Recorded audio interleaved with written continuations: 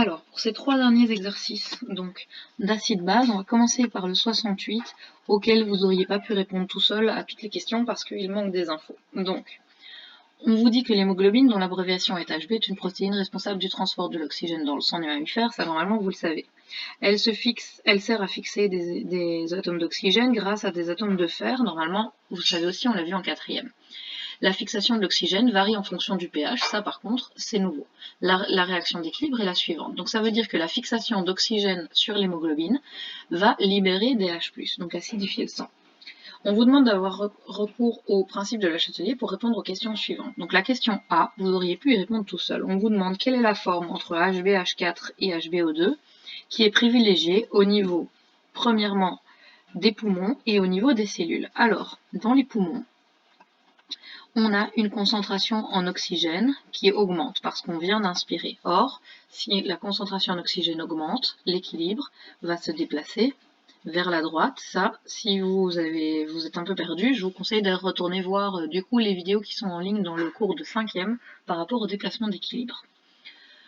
Ensuite, au niveau des cellules, cette fois, dans les cellules c'est l'inverse, la concentration d'oxygène elle diminue fortement, étant donné que les cellules utilisent cet oxygène. Donc quand le sang arrive au niveau des cellules, qu'est-ce qui se passe? L'équilibre se déplace vers la gauche et l'hémoglobine relâche l'oxygène et donc favorise la forme HbH4. Ça, c'était pour la première question. La deuxième question, vous n'auriez pas pu y répondre sans un petit peu plus d'informations. Quand un individu souffre d'hyperventilation, la concentration en CO2 dans son sang diminue.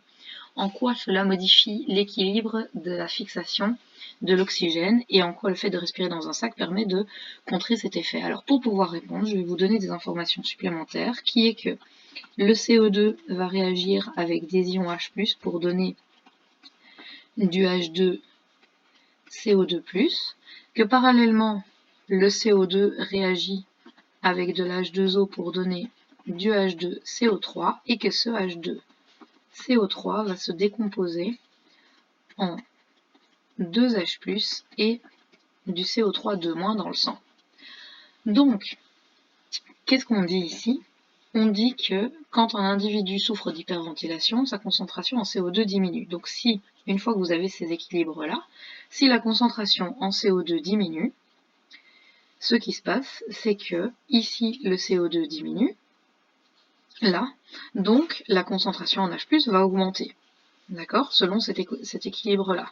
Donc si la concentration en CO2 diminue, parallèlement, la concentration en H+, elle va augmenter parce que l'équilibre de cette réaction-ci va être déplacé vers la gauche.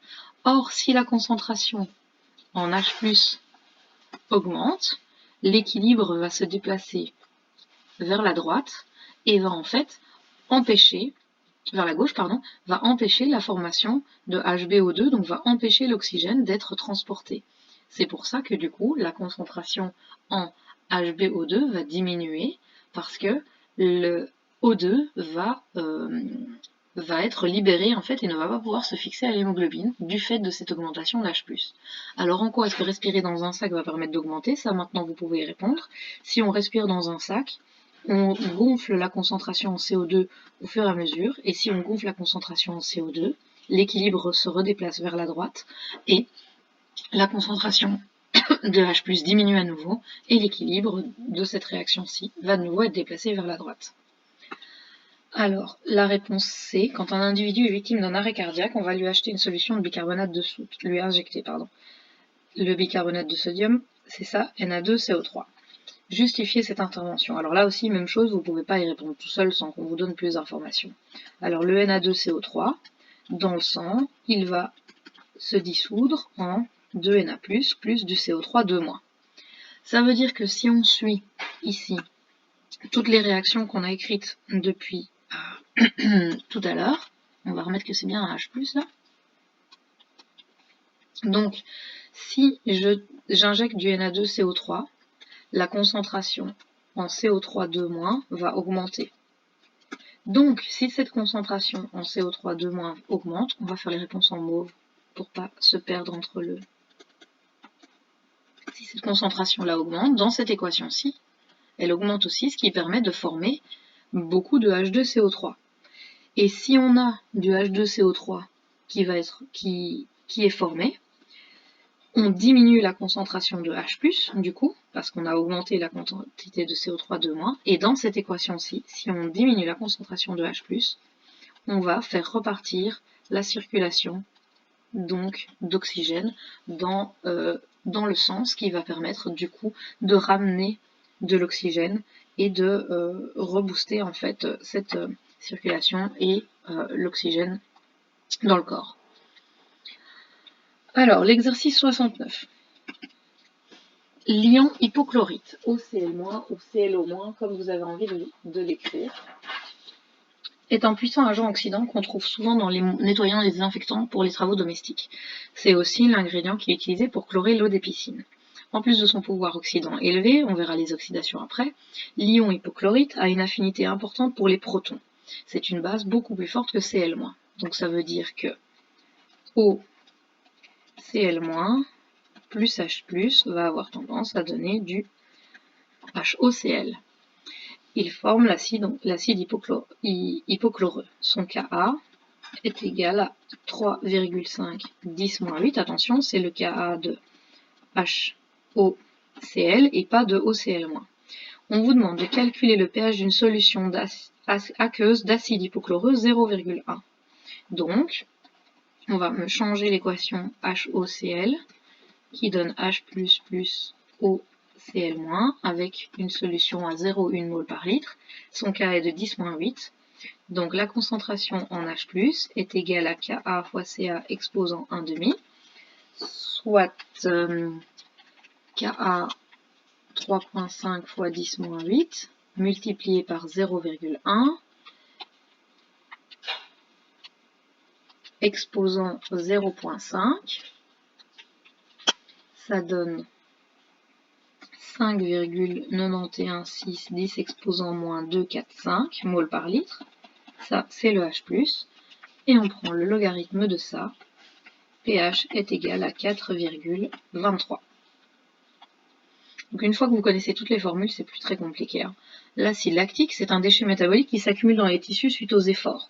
Ça provoque la douleur et ça entraîne une impression de fatigue et des contractures musculaires involontaires, donc des crampes. Dans une solution d'acide lactique 0,1 mol par litre, un pourcentage de dissociation est de 3,7. On vous demande de calculer la valeur de Ka pour cet acide.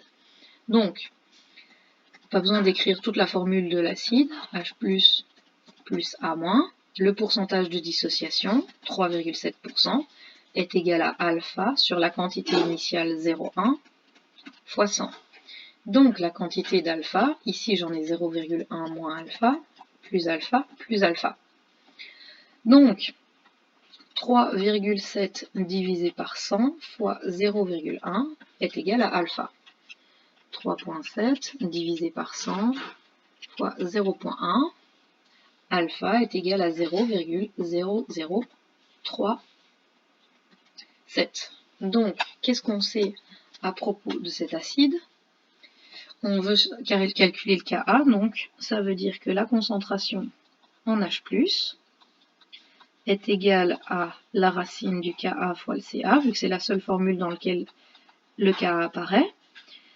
On va donc mettre tout au carré pour se débarrasser de la racine. On a donc 0,0037 au carré qui est égal à Ka fois Ca. Ka est donc égal à 0,0037 au carré divisé par la concentration de départ 0,1. 0,0037 au carré divisé par 0,1. Ka est égal à 1,37 10 exposant moins 4.